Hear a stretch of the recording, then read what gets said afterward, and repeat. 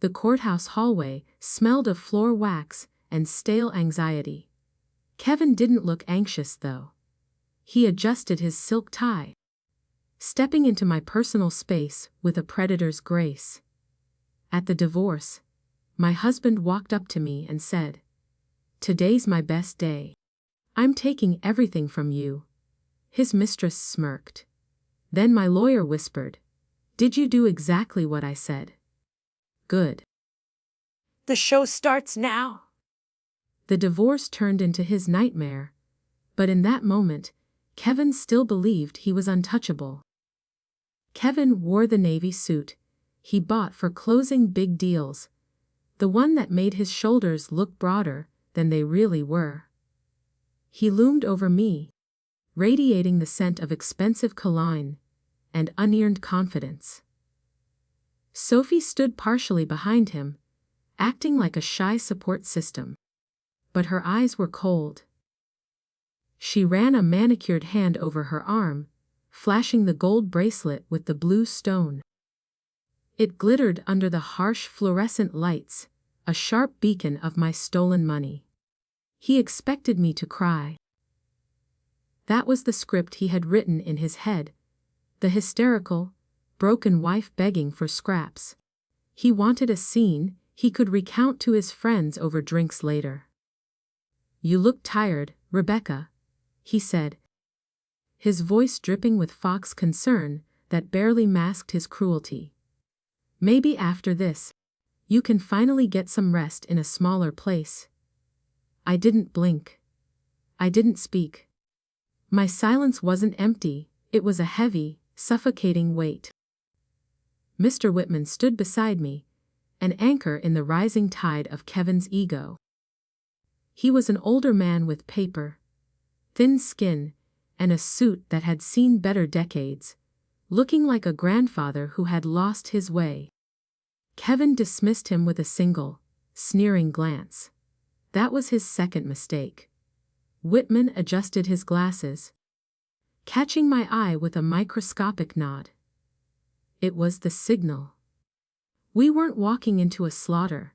We were walking into a carefully laid ambush. The bailiff opened the heavy oak doors, and the sound of the hallway chatter died instantly. We filed in. The air inside was cooler, recycled and sterile, smelling of old wood and dry paper. Kevin strode to the plaintiff's table, pulling out his chair with a scrape that echoed too loudly against the walls. Sophie took a seat in the gallery, crossing her legs and smoothing her skirt. She checked her phone, likely picking out furniture for the condo she thought was hers. I sat down and placed a single, thin folder on the table. Kevin glanced at it and chuckled, whispering something to his attorney about my lack of preparation. He saw a woman who had given up. He didn't see the months of sleepless nights, or the forensic accounting that lived inside that folder. He didn't know that the paper in front of me was a map of every lie he had ever told. The judge entered, and Kevin smiled. He had no idea. The courtroom murmur faded into the memory of rain, hitting our apartment window 3 months ago.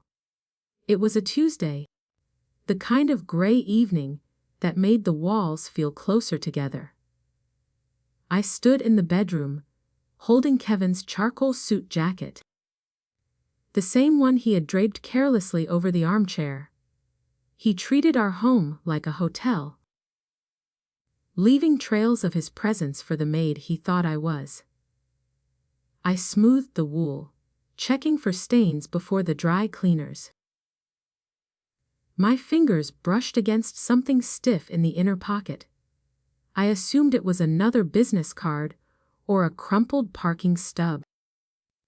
Kevin was messy with the small things, expecting me to sort the debris of his life.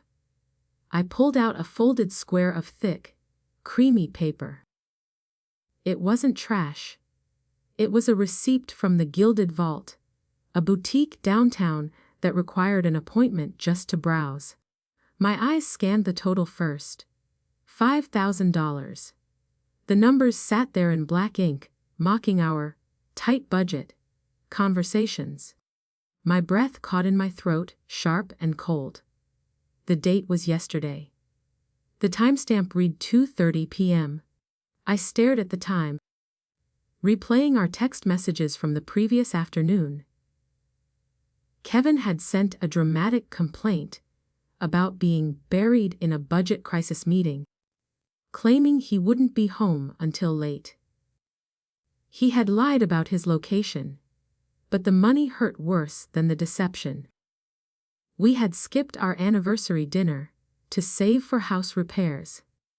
He had pleaded poverty while standing in a jewelry store, spending our roof fund on gold. I didn't scream. I didn't throw the jacket. A strange, icy calm settled over my chest, freezing the panic before it could start.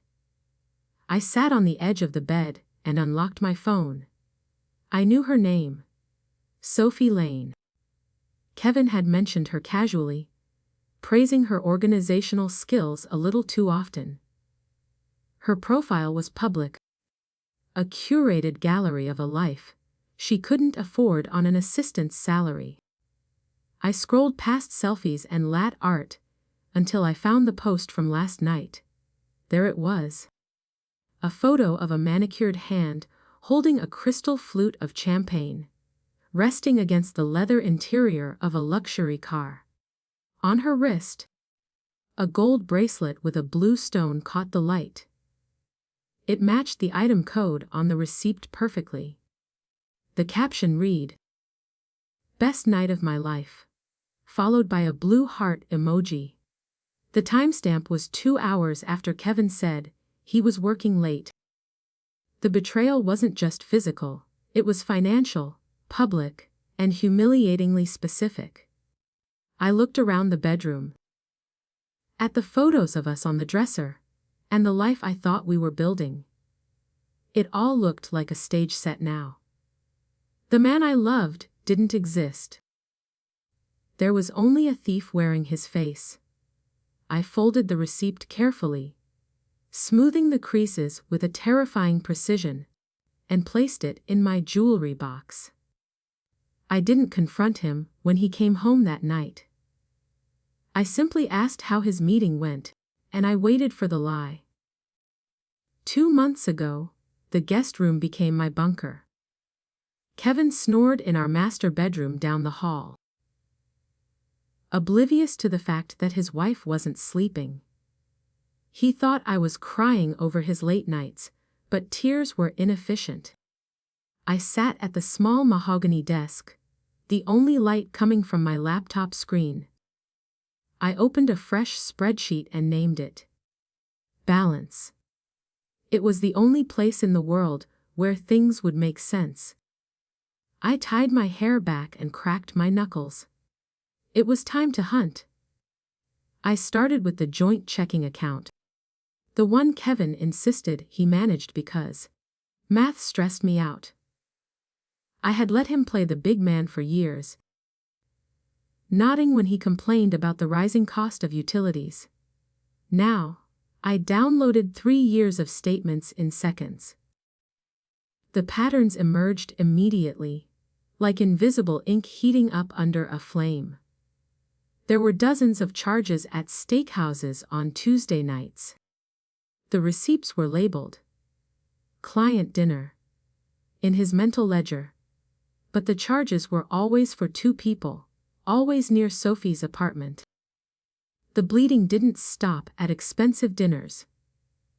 I cross-referenced his travel calendar with the credit card statements to find the bigger lies.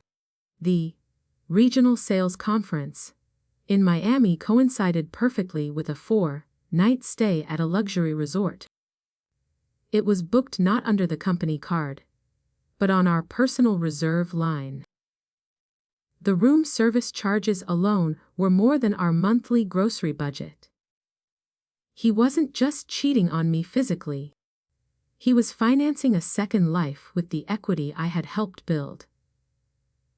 Every margarita Sophie drank was paid for with my labor. My stomach twisted as I clicked on our retirement portfolio next. The login took a moment, the loading circle spinning like a warning sign. When the balance finally appeared, I actually gasped aloud. The number was wrong. It had to be wrong. It was 40% lower than it had been 6 months ago. Unauthorized withdrawals were listed simply as cash transfers. He wasn't just skimming off the top to impress his mistress. He was shoveling our future into a furnace. I traced the destination of the funds, expecting to find more jewelry. The transfers didn't go to Sophie or a boutique. They went to a shell company with a vague name. Oceanic Holdings Limited. It sounded professional, almost boring. But I was an accountant, and I knew how to dig through the layers. I ran the routing numbers through a merchant database. The company wasn't a holding firm. It was a payment processor for an offshore sports betting site based in the Caribbean. Kevin wasn't investing our nest egg. He was gambling it away on football spreads and parlay bets at 3 a.m. I sat back in my chair, the hum of the computer fan sounding loud in the silence. The infidelity was painful, but this was catastrophic. Kevin was an addict with access to my credit score. He was drowning, and he had decided to use me as his flotation device. I looked at the spreadsheet, the columns of red numbers staring back like an indictment. I wasn't just leaving a cheater anymore. I was escaping a sinking ship. I saved the file and closed the laptop. I had enough ammunition to sink him. 6 weeks ago, I sat in the living room of the condo we called home. The walls were painted a soft beige, a color Kevin had chosen because it looked resale ready. I remembered the day we bought it clearly. I had transferred the inheritance from my grandmother, a lump sum, directly to Kevin's account. He had insisted it would look better for the mortgage approval if the funds came from the primary earner. I was naive then. Now, I needed to see where that money actually went. I pulled the closing documents from the fireproof safe in the closet. The metal box smelled cold and dusty. Kevin kept the key on his keychain, but I had made a copy years ago. I spread the papers across the dining table, the heavy legal bond rustling in the quiet apartment. The settlement statement looked standard at first glance. However, when I matched the numbers against the bank transfer I had made to Kevin, the dates didn't line up. Something was wrong with the timeline of the money. My transfer to Kevin cleared on the 1st. The check to the title company wasn't cut until the 15th. That money had sat in his personal account for 14 days. I logged into the archived view of his individual checking account, a feature he didn't know I still had access to. The transaction history told a sickening story. The day my inheritance hit his account, it didn't sit there waiting for the closing. It vanished. It went immediately to Galaxy Gaming and credit card servicing. My heart hammered against my ribs. He had spent my grandmother's legacy, paying off gambling losses and maxed out credit cards. Then, just days before the closing, a new deposit appeared in his account. It was the exact amount needed for the down payment. But the source was a high-interest personal loan from a predatory lender. He hadn't bought our home with my money. He had stolen my money to bail himself out, then financed the house with dirty debt that was accumulating interest daily. I stared at the mortgage deed, my hands trembling slightly. I traced the signatures at the bottom, Kevin had signed as the borrower. I was listed only on the title, not the loan. He had done this to keep his primary earner status intact, intending to control the asset completely. But in his arrogance, he had made a fatal error. The debt was solely in his name, attached to his credit score. The asset, the physical property itself, was titled jointly to both of us.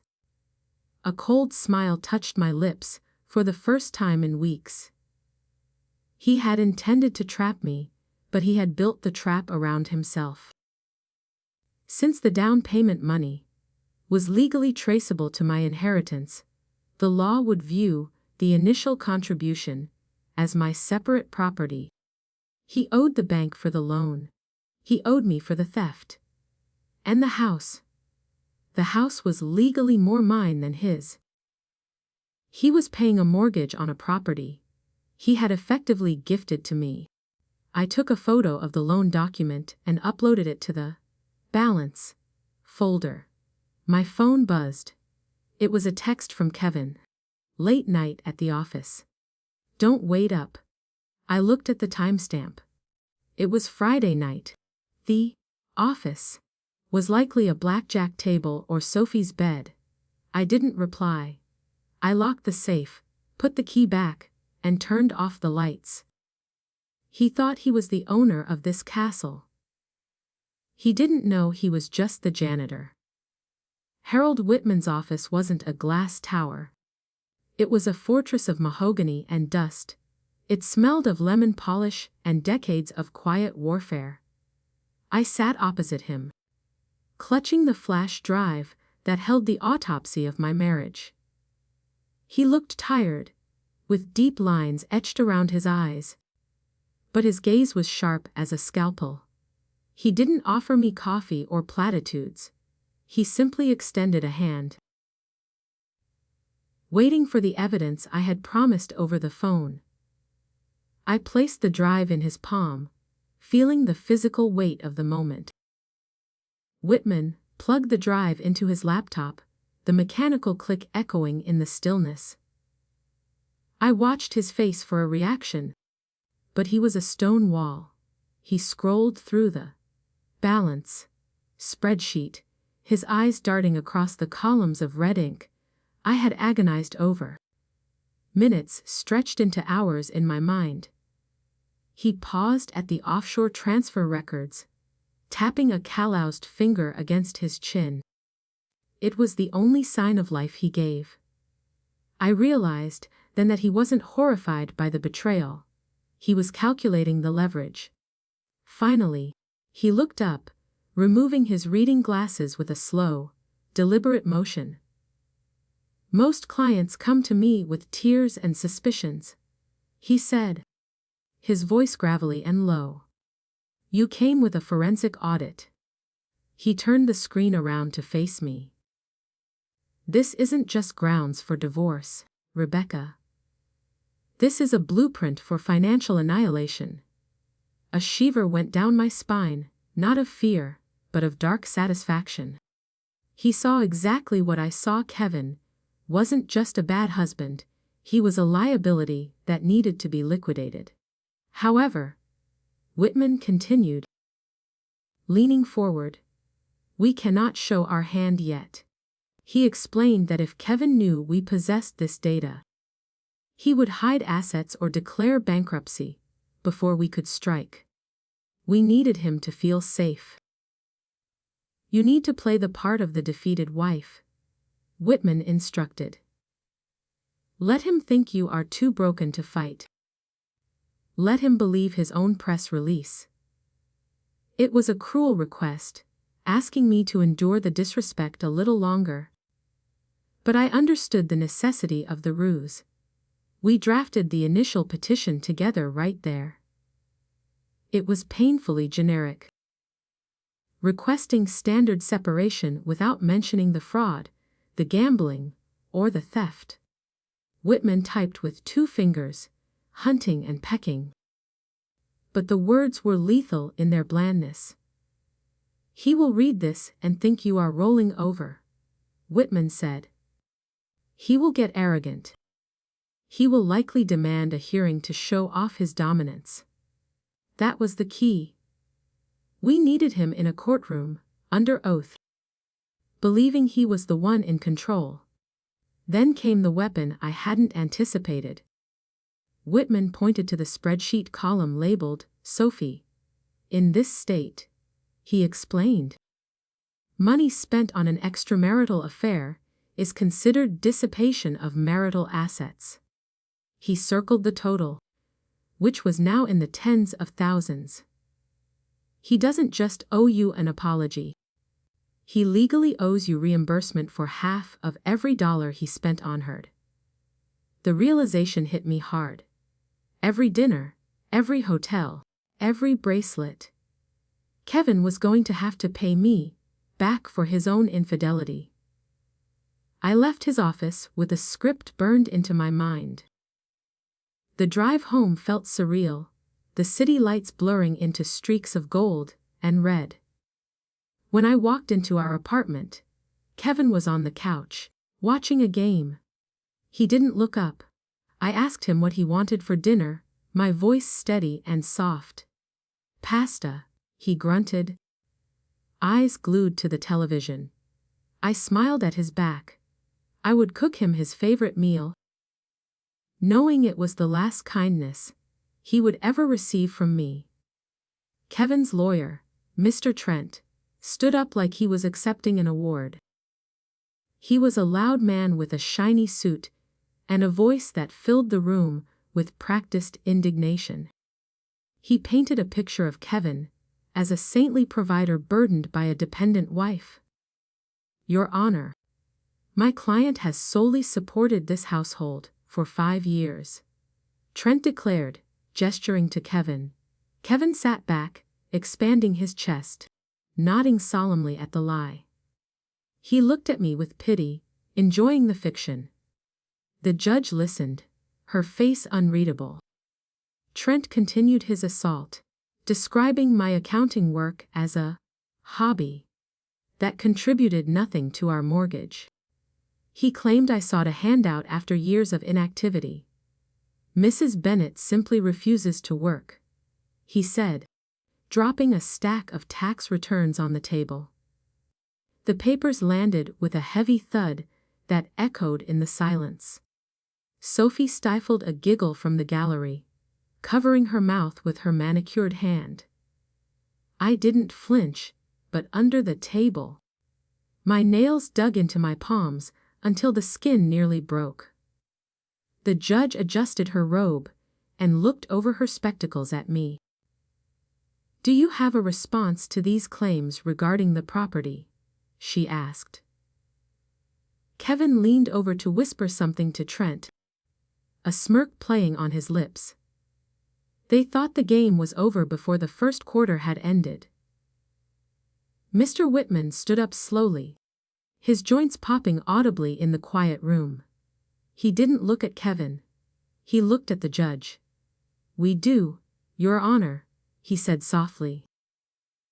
We would like to introduce Exhibit A. Whitman walked to the bench, moving with a slowness that commanded absolute attention. He handed a single, crisp document to the judge and a copy to Mr. Trent. This is a transaction history for the purchase of the marital home, Whitman stated. Kevin frowned, confusion flickering across his face. He hadn't expected us to have the bank records. Trent snatched the paper, scanning it quickly, his brow furrowing, as he realized the numbers didn't match his story. The air in the room suddenly felt thinner, charged with static. As you can see, Whitman continued, his voice gaining a steel edge. The down payment did not come from Mr. Bennett's savings. He pointed to the highlighted line on the projection screen I had set up.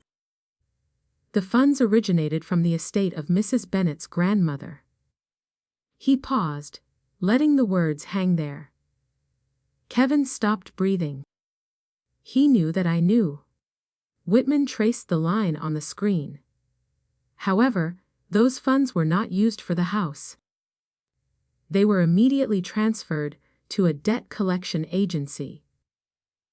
A murmur rippled through the courtroom, but the judge silenced it with a sharp look. Whitman wasn't done. He presented the next document, the loan agreement from the predatory lender. The actual down payment was funded by this high-interest personal loan. Whitman explained. Mr. Bennett stole his wife's inheritance to pay gambling debts, then leveraged the home with secret debt. Kevin's face drained of color, leaving him looking pasty and sick. He tried to stand up, but Trent pulled him back down, hissing a warning into his ear. The judge lowered the documents and fixed her gaze on Kevin. It wasn't the bored look from earlier. It was the look of a parent who had found a smoking gun. Mr. Bennett, she said, her voice dangerously calm. Is this signature yours? She held up the loan document. Kevin stammered, his arrogance dissolving into sweat. I handled the finances, he choked out. It was a bridge loan. I meant to pay it back. It was a confession wrapped in a weak excuse. Whitman didn't let him recover. There is no record of repayment, Your Honor, he interjected smoothly. Only records of interest accumulating. He turned to face Kevin for the first time. In fact, the debt is currently higher than the equity in the home. Sophie, sensing the shift in the atmosphere, stopped checking her phone.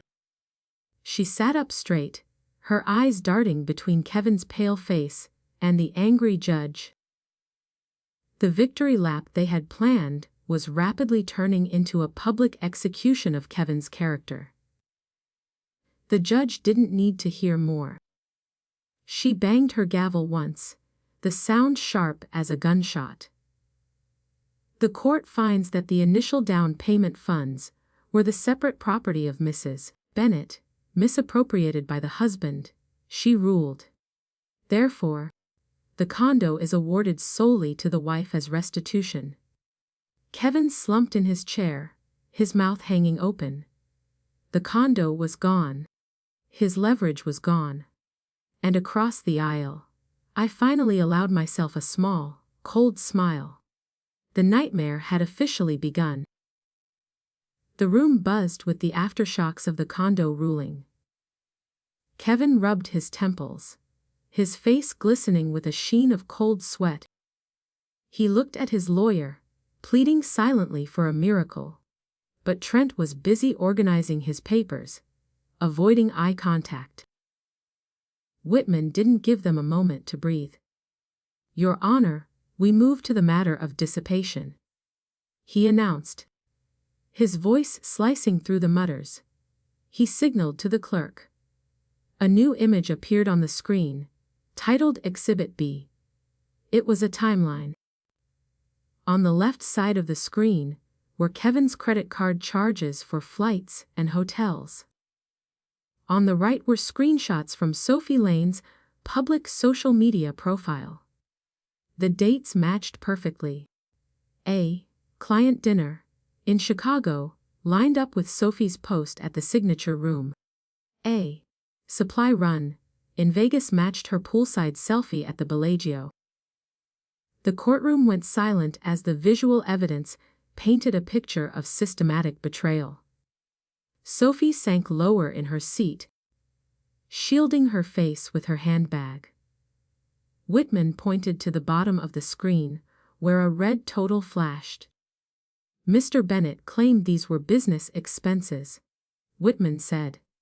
In reality, he spent $52,000 of marital funds on Miss Lane in 6 months. The number hung in the air like a toxic cloud. Kevin flinched as if struck. 52,000. That was more than I made in a year at my old job.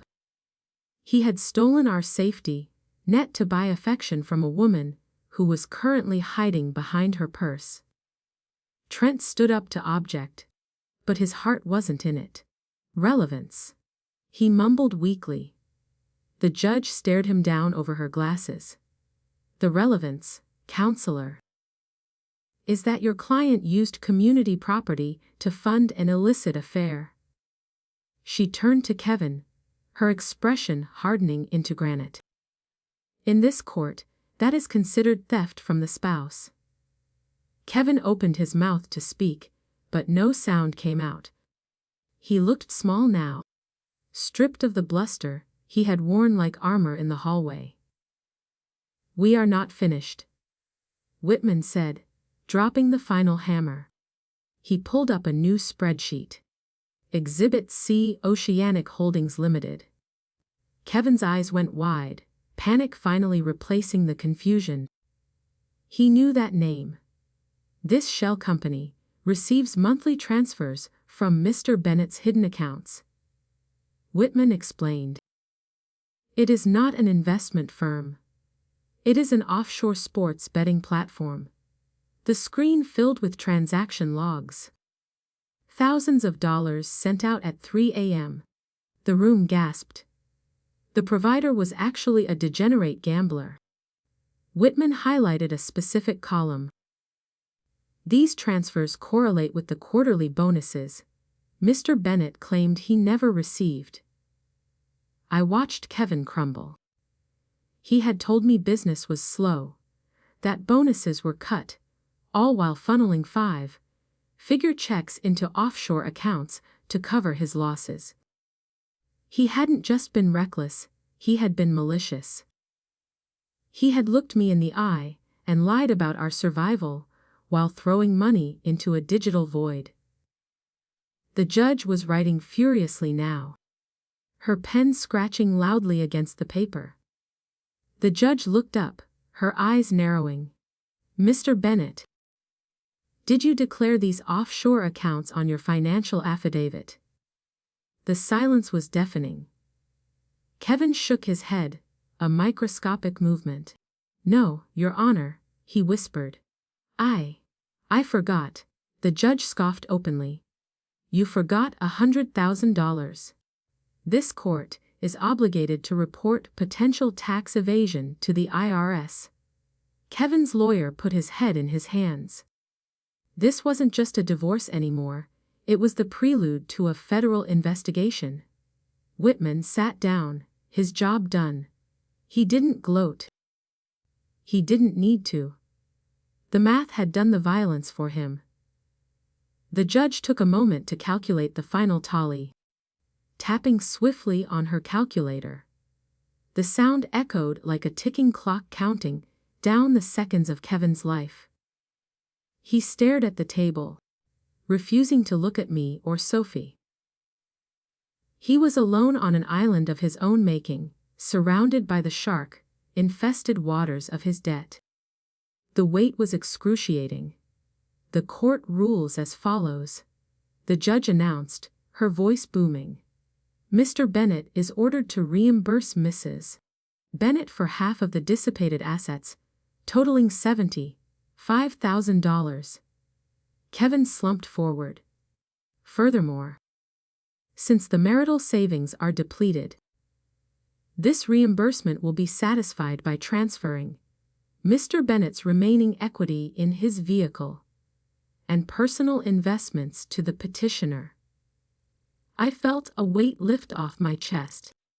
He was losing the car, the stocks, and the cash. He was being stripped to the bone. I glanced back at the gallery. Sophie was staring at the judge, her face a mask of horror. She wasn't looking at Kevin with love or concern. She was looking at a man who was now legally broke. She did the math faster than the judge. No condo, no bonus, no car, massive debt. She stood up abruptly, her heels clicking sharply on the floor as she turned and walked out.